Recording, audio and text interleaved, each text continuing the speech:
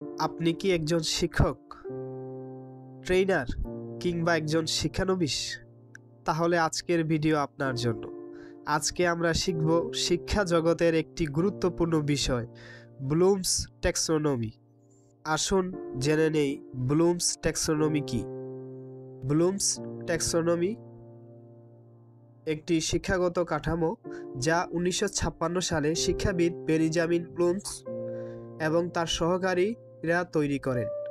এর মূল উদ্দেশ্য হচ্ছে শিক্ষার্থীদের চিন্তা শক্তির বিভিন্ন স্তরকে শ্রেণীবদ্ধ করা, যাতে করে শিখন এবং মূল্যায়ন আরও কার্যকরভাবে করা যায়। এটি মূলত 3টি ডোমেইন বা ক্ষেত্র নিয়ে গঠিত। এক নাম্বার হচ্ছে কগনিটিভ, জ্ঞানগত ডোমেইন, তারপর হচ্ছে এফেক্টিভ, আবেগীয় ডোমেইন, তারপর হচ্ছে সাইকোমোটর, চালনাগত ডোমেইন।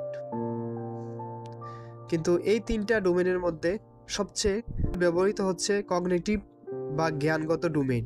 এটি শিক্ষাক্ষেত্রে ব্যবহৃত হয়ে থাকে। আজকের ভিডিওতে আমরা মূলত কগনিটিভ ডোমেইন অর্থাৎ জ্ঞানভিত্তিক দিক নিয়েই আলোচনা করব, কারণ এটি ক্লাসরুম শিক্ষায় সবচেয়ে বেশি ব্যবহৃত হয়। কগনিটিভ ডোমেইনের মধ্যে সর্বপ্রথম হচ্ছে নলেজ, জ্ঞান। তথ্য মুখস্থ বা মনে রাখাকে আমরা জ্ঞান বলে থাকি। তারপর হচ্ছে কম্প্রেনশন, বোঝাপড়া। জ্ঞানের এই স্তরে তথ্য ব্যাখ্যা করতে পারে শিক্ষার্থীরা। তারপর হচ্ছে অ্যাপ্লিকেশন, প্রয়োগ। শেখা বাস্তবে প্রয়োগ করার প্রক্রিয়াকেই আমরা বলে থাকি অ্যাপ্লিকেশন।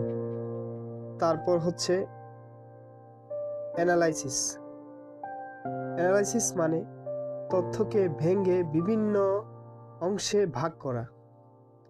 আর তারপর হচ্ছে সিনথিসিস বা ক্রিয়েটিভিটি, সৃষ্টিশীলতা, নতুন কিছু তৈরি করা বা গঠন করার দক্ষতা অর্জন হয় এই পর্যায়ে।